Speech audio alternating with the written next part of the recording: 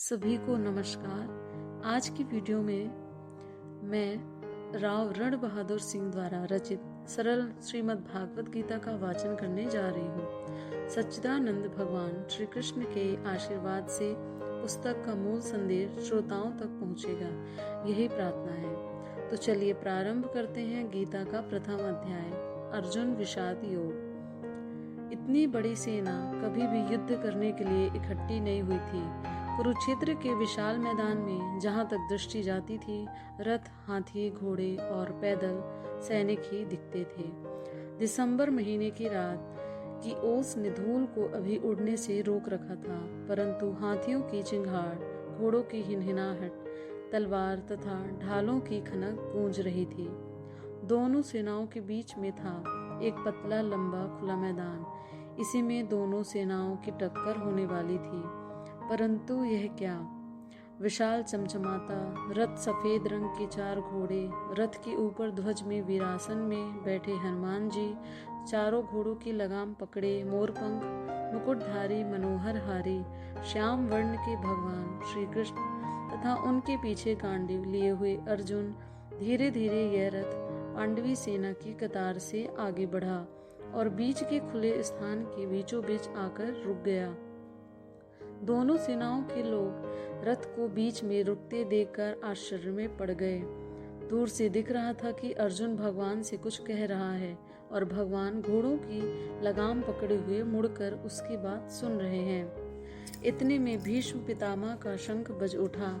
उसे सुनकर दोनों ओर के महारथियों के शंख बजने लगे।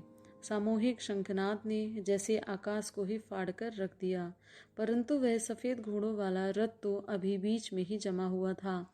भगवान और अर्जुन आपस में कुछ कहते ही जा रहे थे। शंखनाद तो लड़ाई प्रारंभ करने के लिए हुआ था, अतः कुछ बाण इधर उधर से चले ही, परंतु बीच में खड़े रथ को देखकर यह बाण वर्षा रुक गई। सन्नाटा सा छा गया। अर्जुन ने ही भगवान से कहा था कि रथ को दोनों सेनाओं के बीच में ले चलिए।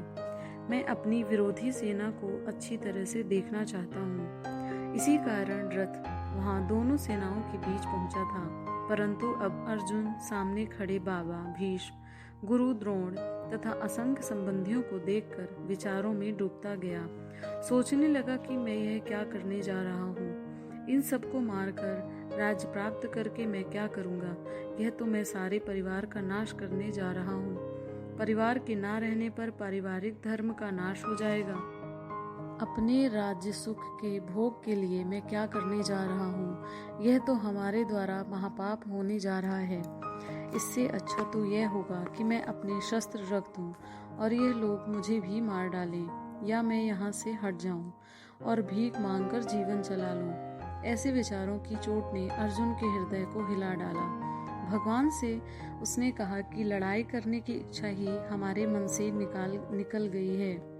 मेरे हाथ पांव काम नहीं कर रहे हैं, शरीर में जलन है, मुख सूखता जा रहा है, गांडीव को उठा रखना कठिन हो रहा है। इतना कहते कहते उसका धनुष हाथ से छूट गया और वह स्वयं रथ के पिछले भाग में गिर गया। यह कथा अखबारों में रोज छपने वाली कथाओं से भिन्न नहीं दिखती। अखबारों की घटनाएं तो इस कथा से कहीं अधिक रोमांचक हुआ करती थी, परंतु बीतते हुए कल का अखबार पुनः उठाकर कोई नहीं पढ़ता। पर यह कथा भारत में पिछले 5000 सालों से अनगिनत लोगों द्वारा हर दिन पढ़ी जा रही है। आज तक इसे कोई पुरानी नहीं कह सका। इसका कारण यह है कि अब जो भगवान श्री कृष्ण अर्जुन से कहने जा रहे हैं, वह हम सबके जीवन के लिए उतना ही उपयोगी है जितना कि आज सवेरे का सूर्योदय। जिस किसी ने इस ज्ञान को ध्यान से पढ़ा या सुना है, सुनने के बाद गुना है, विचार किया है और विचार करने के बाद इसे अपने दैनिक जीवन में आजमाया है, उसे इसके लाभ ने धन्य कर दिया है। उसे अपने जीवन में शक्ति मिली है, साहस मिला है, विजय मिली है। हम सब अपने जीवन में लड़ाई ही तो लड़ रहे होते हैं और कभी कभी अपने को किसी विषम परिस्थिति में पाकर मन ही मन हारने लगते हैं। हम भी अर्जुन की तरह भागने को या हारने को ठीक मानने लग जाते हैं। कुछ लोग आज भी अर्जुन जैसे सौभाग्यशाली हैं अर्जुन को तो साक्षात भगवान ही उपलब्ध थे, पर आज के सौभाग्यशाली लोगों को भगवत गीता का ज्ञान विजयी बना देता है। भगवान ने अर्जुन की बातों को ध्यान से सुना, बोले कुछ नहीं। हम जब जीवन में कुछ बड़बड़ाते रहते हैं तो हमारे ही अंदर बैठकर भगवान हमारी बड़बड़ाहट सुनते रहते हैं, बोलते नहीं हैं। बोले भी कैसे? हम जब उन्हें बोलने का मौका दें तब ना, पर बोले या नहीं, भगवान हमारी बीमारी को पकड़ तो अवश्य ही लेते हैं। भगवान श्री कृष्ण ने अर्जुन की बातों को सुनकर जान लिया कि उसकी बीमारी क्या है। अर्जुन की बीमारी यह थी कि उसकी बुद्धि मोहित हो गई थी। मोह में पड़कर हम असली बात को नहीं जान पाते हैं और गलत बात को सही मानने लग जाते हैं। जब हम मोह में फंस जाते हैं तब हमें भ्रम हो जाता है और भ्रम में पड़ा व्यक्ति पूर्व दिशा को पश्चिम मानकर चलता है। अर्जुन के मोह का रूप यह था कि उसने अपने असली स्वरूप को भुला दिया और गलत स्वरूप को असली मान बैठा। अर्जुन था राजवंश का क्षत्रिय, धर्म, न्याय तथा समाज का रक्षक। मोह में पड़कर वह अपने को भीष्म पितामह का लाडला, गुरु द्रोण का चहेता, शिष्य तथा कौरवों का संबंधी मान बैठा। मोह के आते ही भ्रम हो गया। धर्म, न्याय तथा समाज की रक्षा के लिए जीवन भर कष्ट देने वाले कौरवों को हराने के काम को गलत बताने लगा। स्वयं हारना ठीक मान बैठा और युद्ध छोड़कर भीख मांगना ही उसे उचित लगने लगा। जब हमें मोह तथा भ्रम होता है तब उसके साथ साथ दो बीमारियों और सताने के लिए आ ही जाती हैं। ये है शोक तथा भय। अर्जुन को शोक हो रहा था कि उसे अपने पूज्य पितामह, गुरु तथा परिवार के लोगों को मार डालना पड़ेगा। साथ साथ यह भय भी था कि यदि उसने उन्हें मार डाला तो उसे महान पाप लगेगा और नरक होगा। और यह भी था कि अगर कहीं वह स्वयं उनके हाथों न मारा जाए। हमारे जीवन में जब कभी ऐसी परिस्थिति आती है जैसी अर्जुन के लिए आई थी और उस समय अर्जुन की तरह हमें गीता के ज्ञान की याद भी नहीं रहती, तब हम मन से ही टूट जाते हैं, हार जाते हैं। मोह से भ्रम, भ्रम से शोक तथा शोक से भय हमें दबा लेता है। हमें कुछ भी नहीं सोचता कि हम क्या करें। ऐसी स्थिति को विषाद कहा जाता है। गीता के प्रथम अध्याय का नाम भी इसलिए अर्जुन विषाद योग है। जब कभी हम अपने को विषाद की स्थिति में पाएं तो अर्जुन ने ये जो किया वह हमारे लिए भी सहायक हो सकता है। अर्जुन ने कुछ किया वह बात तो दूसरे अध्याय में आएगी, पर इतना तो हम जानते ही हैं कि भगवान श्री कृष्ण ने बाहर की किसी स्थिति को बदला नहीं। कौरवों की सेना बड़ी की बड़ी बनी रही, भीष्म, द्रोण इत्यादि उधर ही बने रहे, पर भगवान ने अर्जुन के मोह को दूर कर दिया, जिससे भ्रम, शोक, भय सब के सब चले गए।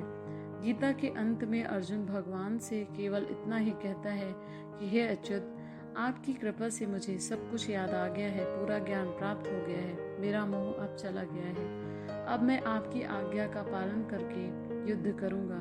तब उसने अपना धनुष उठा लिया। अर्जुन को लड़कपन में ही ज्ञान मिल चुका था, अतः भगवान के बताने पर उसे वह ज्ञान फिर से याद आ गया और वह जीत गया। आज की शिक्षा में तो यह ज्ञान दिया ही नहीं जाता, पर जो भी व्यक्ति इसे अपने से प्राप्त कर लेता है वह भी जीवन में जीतता जाता है।